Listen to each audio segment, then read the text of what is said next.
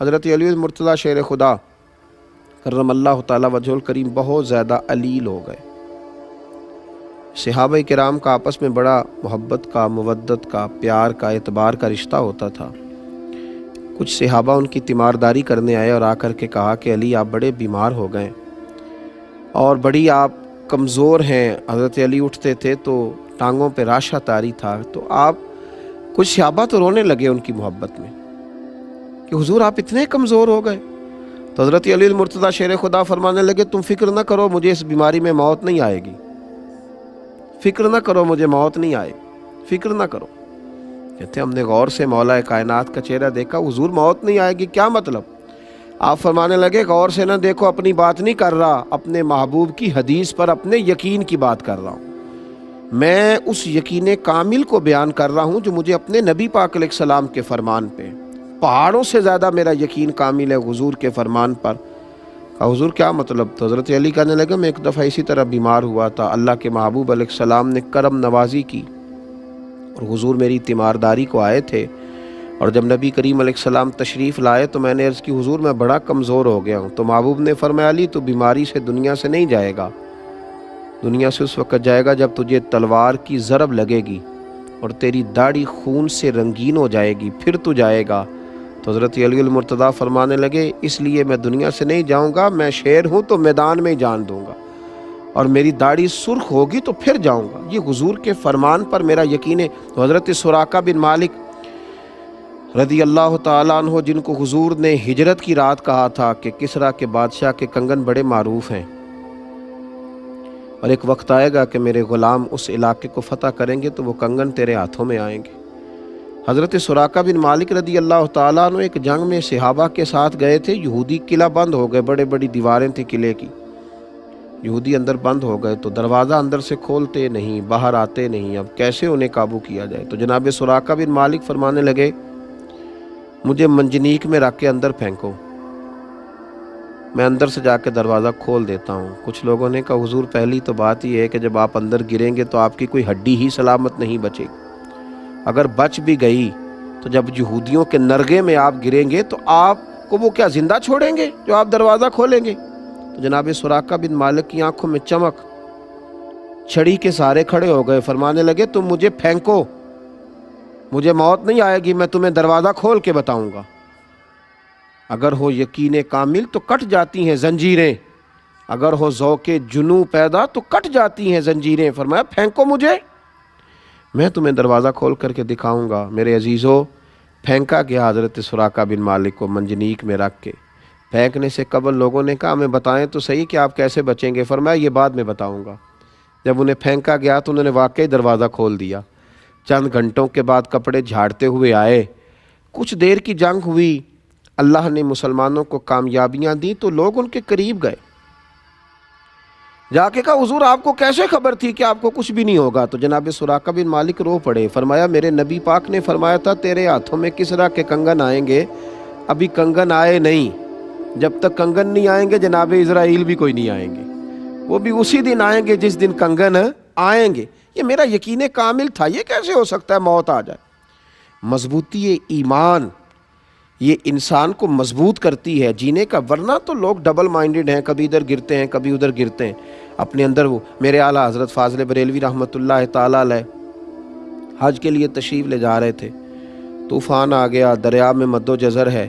آپ کو پتہ ہے جب تھوڑا سا حالات خراب ہوتے ہیں تو لوگوں کو فٹافٹ دعائیں التجائیں یاد آتی ہیں، لوگوں نے اللہ کے ساتھ دکھوں کا رشتہ رکھا ہوا ہے، کمزوریاں آتی ہیں تو فٹافٹ لوگوں کو عبادات یاد آتی ہیں، اور جب خوشی آتی ہے تو پھر لوگ معاذ اللہ تعالیٰ شیطان کو راضی کرتے ہیں۔ اب یہ جو خوشیوں کا رشتہ ہے یہ سارا اسی کے ساتھ رکھا ہے۔ ذرا مد و جزر آنے لگا، طوفان آنے لگا دریا میں تو لوگ تڑپنے لگے، دعائیں کرنے لگے۔ اعلیٰ حضرت کی خدمت میں بھی لوگ آئے، آپ بھی جہاز میں، بحری جہاز میں بیٹھے تھے، حضور دعا کرا دیں۔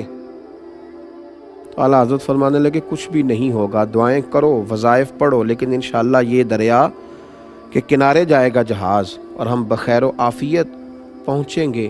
کہا حضور آپ دعا کرا دیں۔ فرمایا میں کرا دیتا ہوں لیکن پریشان ہونے کی ضرورت نہیں ہے۔ لوگ شکوہ کرنے لگے کہ ہم دعا کے لیے کہہ رہے ہیں اور وہ یہ کہہ رہے ہیں کہ آپ پریشان نہ ہوں۔ چلیے کچھ لوگوں نے تنقید بھی کر ڈالی، تنقید آسان کام ہے، ذرا جلدی ہو جاتی ہے، تنقید بھی کر ڈالی کہ دعا کے لیے کہا تھا لیکن اس طرح انہوں نے نہیں کرائی جیسے کرانی چاہیے تھی۔ لیکن قربان جائیے، تھوڑا ہی وقت گزرا تو دریا کا طوفان تھم گیا۔ جن لوگوں کا خیال تھا نا کہ اب بچیں گے نہیں، معاذ اللہ ڈوبیں گے، وہ بھی کنارے تک لگ گئے۔ اب آہستہ آہستہ حالات بدلتے ہیں تو شرمندگیاں بھی آتی ہیں، لیکن گیا ہوا وقت نہیں لوٹا کرتا۔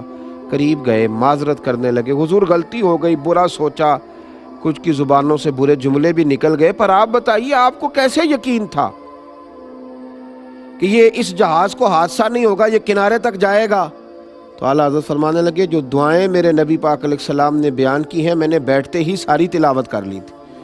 یہ کیسے ہو سکتا ہے کہ نبی کریم علیہ السلام کا فرمان درست نہ ہو؟ تو میرے یقین کامل نے دیکھیں نا، مدینے میں زلزلہ آ گیا تو انسان کا یقین اگر مضبوط ہو، کردار اگر پختہ ہو، اسے خبر ہو کہ میں کیا ہوں، پھر خوف کاہے کا؟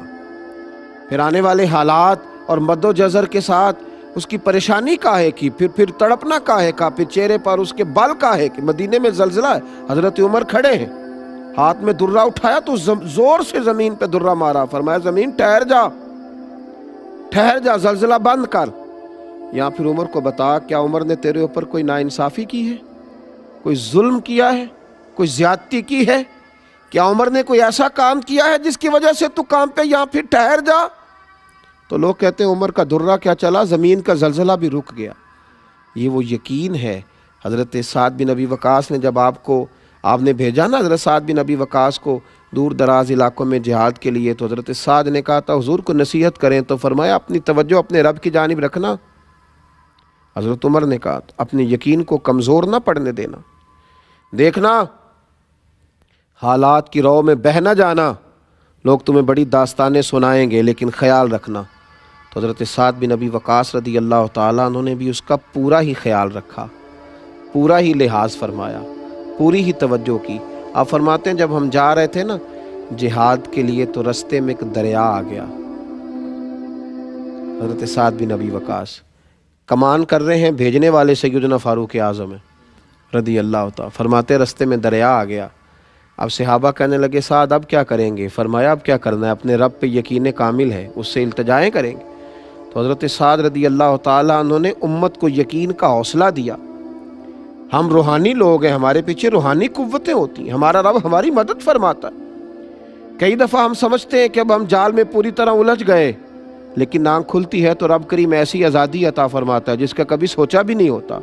میرے بھائی، دریا کنارے کھڑے ہو کر کے حضرت سیدنا سعد بن ابی وقاص فرمانے لگے او دریا، اگر تو حضرت موسیٰ علیہ السلام کی نافرمان قوم کو رستہ دے سکتا ہے تو ہم تو نبی پاک کے وفادار غلام ہیں، ہم تو حضور کے اطاعت شعار ہیں، ہمارا یقین بڑا مضبوط ہے۔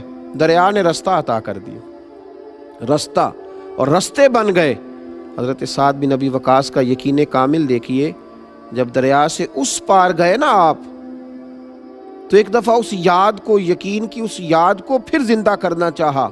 وہ جو حضور نے فرمایا نا یقین اس طرح سیکھو جیسے قرآن سیکھتے، اور پھر امام غزالی نے فرمایا کہ یقین والوں کی صحبت اور سنگت میں رہا کرو، تو حضرت سعد نے وہ صحبت صحابہ کی طرف دوبارہ لوٹائی اور فرمانے لگے کسی کو کچھ چیز تو نہیں رہ گئی دریا میں؟ یعنی آپ لوگوں کو دوبارہ بتلا رہے ہیں کہ ہمارا یقین کامل ہے تو دریا ہماری بات سن رہا ہے۔ فرمایا کچھ چیز تو نہیں رہ گئی، کسی کی کچھ چیز تو نہیں رہ گئی؟ ایک صحابی نے کہا میرا مٹی کا پیالہ رہ گیا۔ تو حضرت سعد بن ابی وقاص رضی اللہ تعالیٰ انہوں نے دریا کی طرف دیکھا تو فرمانے لگے ہم نبی پاک کے غلام ہیں، چل ہمارا پیالہ بھی واپس کر دے۔